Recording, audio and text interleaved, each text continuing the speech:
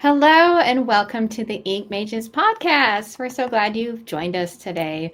We have a lot going on in our author world, and we wanted to come on here and do a life update, an author update on all the fun things that we've got planned for the spring and the coming year, including book releases. That's the most Yes. exciting thing.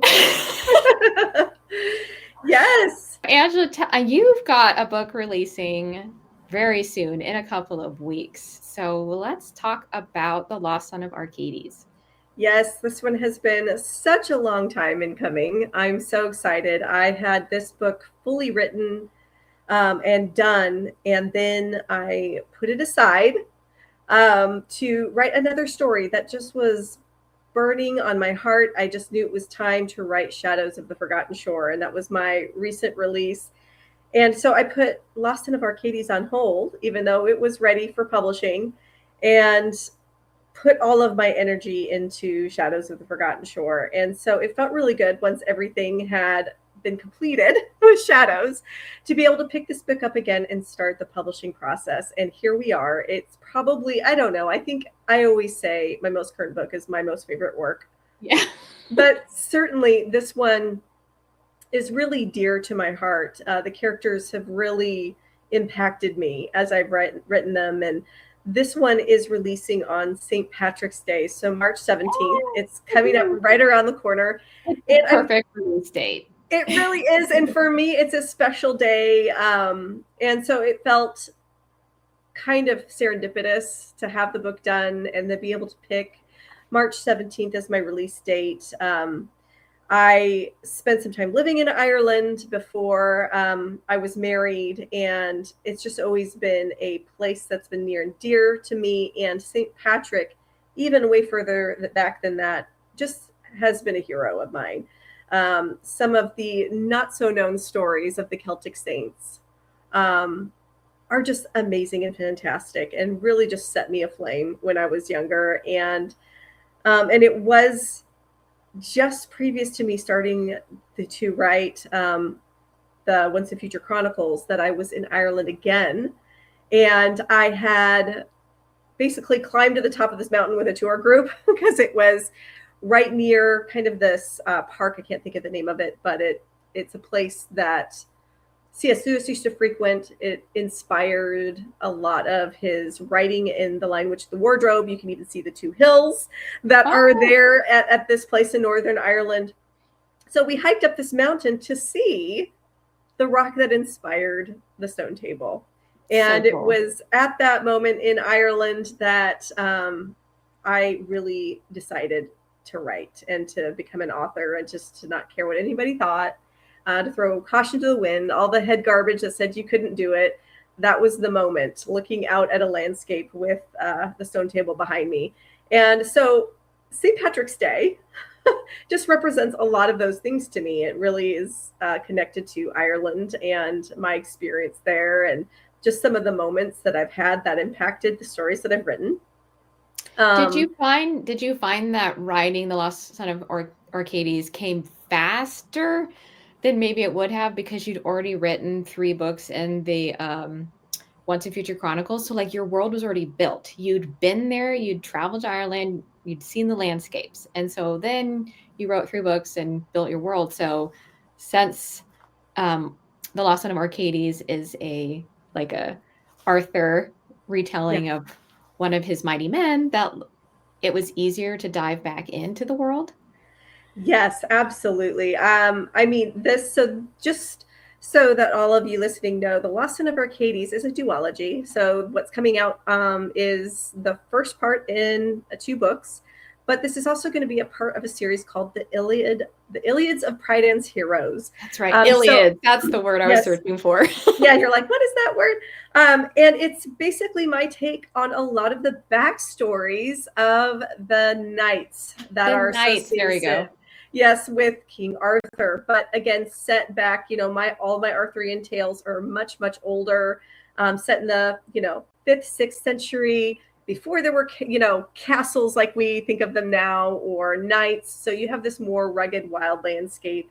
And I'd really developed that in my first 3 books of the Once and Future Chronicles. And so it was great to kind of go back. I'm writing a prequel. So this can be read as a standalone.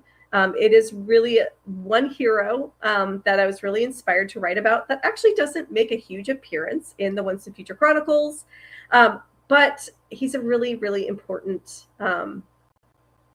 knight, I guess you'd say, for lack of a better word. I love him. Warrior, He's great. Kimberly.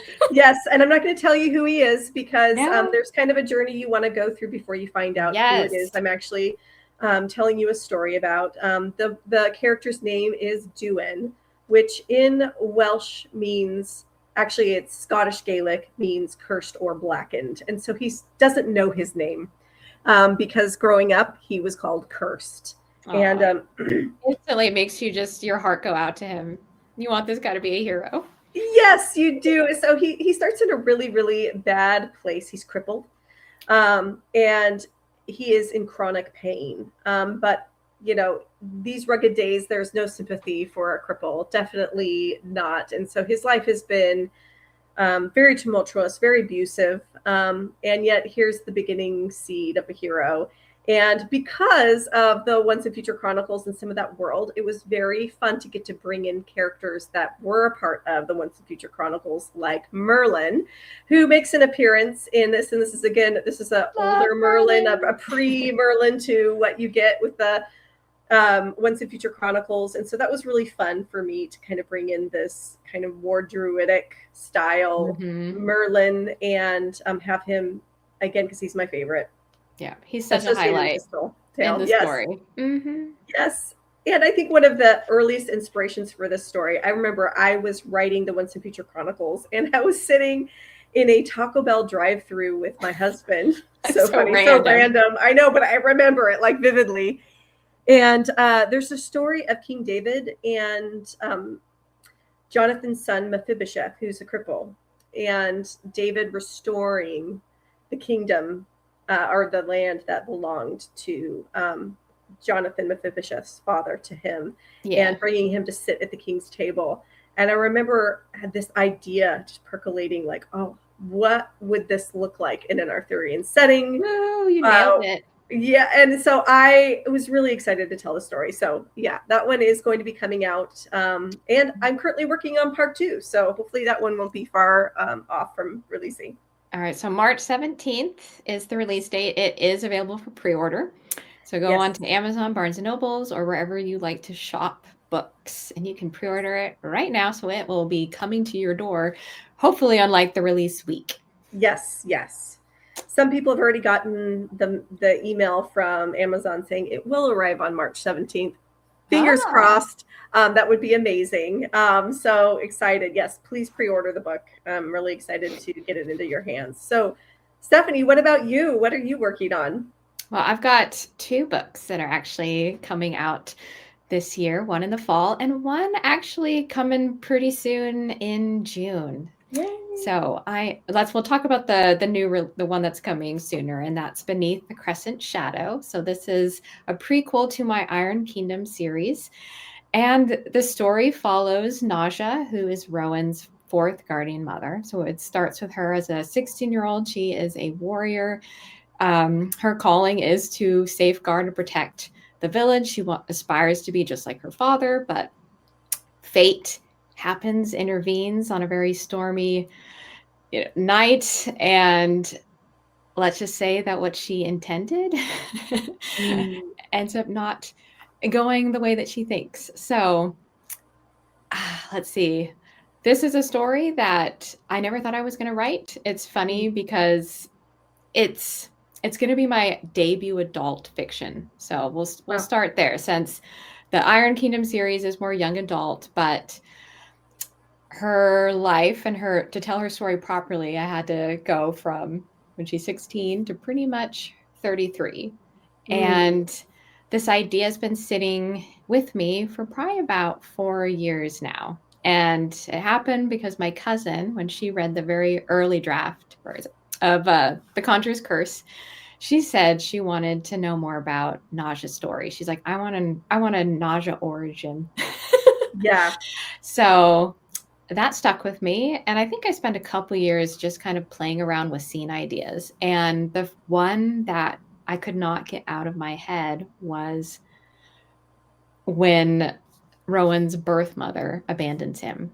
So Mm, that was a scene that played out. And I always thought, what wouldn't it be awesome if Naja's the one that yeah, pulls Zuri from the sea and saves her. And so, in a yeah, sense, she is already interacting with fate right at the beginning and having this like this tether, this connection to Rowan when he's just a baby. So that was the scene that played out, the whole birthing scene, and then I know, and then Zuri abandons him, and how all the guardian mothers are there. All four of Rowan's guardian mothers are there in this moment, and they just have this affection for this little baby that's been abandoned by the mom. So that was the most vivid scene. So I wrote it, and then I didn't touch it for like 2 years.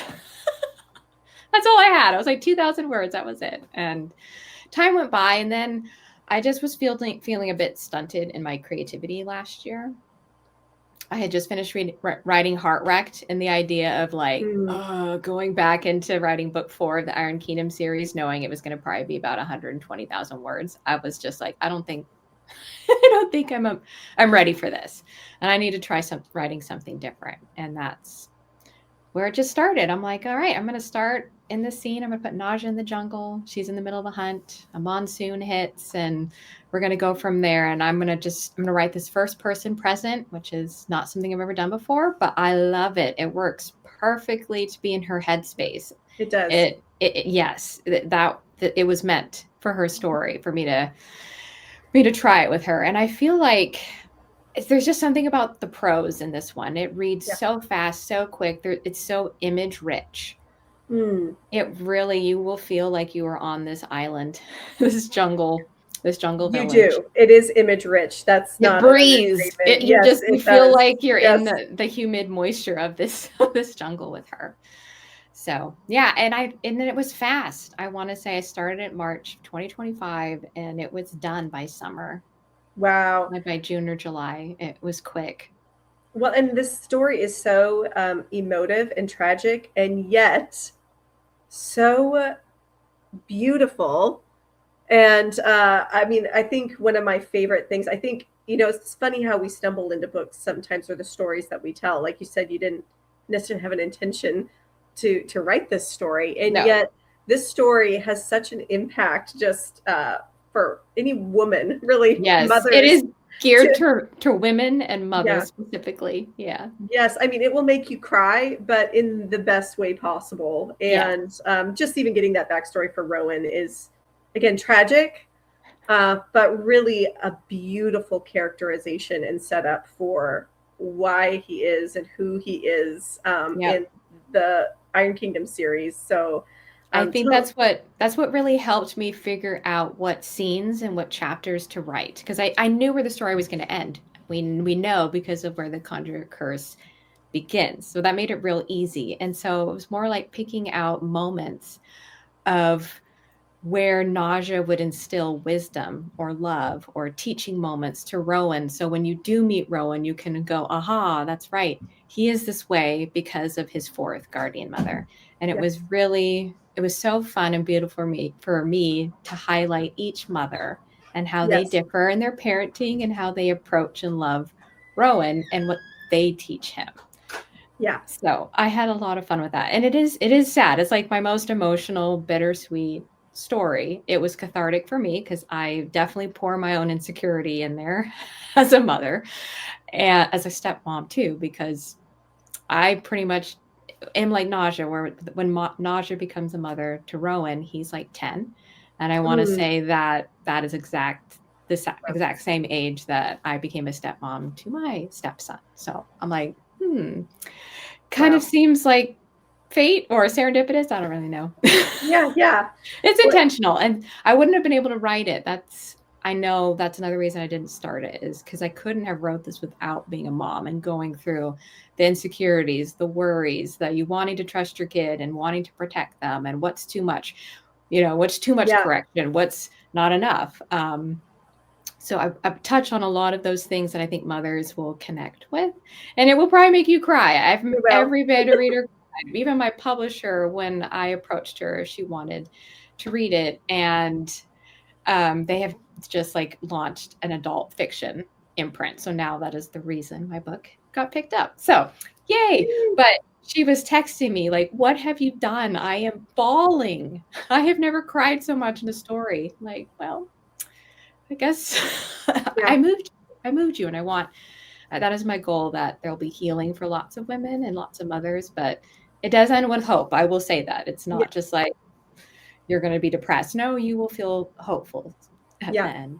yes. Well, I love how it walks the reader through so many levels of grief, and yet there isn't that dark, depressing feeling There isn't a ever. heaviness. No. No, there really isn't, and dare I say, it's a fun read. Yeah. Yeah, There's so that's levity. You know how I yes, yes, write. I'm yes, yes. always going to have some Yeah, levity. definitely a fun read, and it's a quick read, Yeah. because once you pick it up, it just flows, and before you know it, you finish the story, and very hard to put down. So I am working on some illustrations for it too. So Yay. all the interior artwork will be mine. So I'm Yes, working on them. I have maybe 3 done, and I have to finish. I'll be working on the 4th one this weekend. I really have been busy this week. So I started an illustration on Sunday, worked on it a little bit on Monday, and so the weekend I'm like, "Yay, I'm ready for Saturday." yes, yes. So I can devote my time to doing the art. So I want to have like at least 6. I'd like to have 5 or 6 Yeah. interior pieces in there.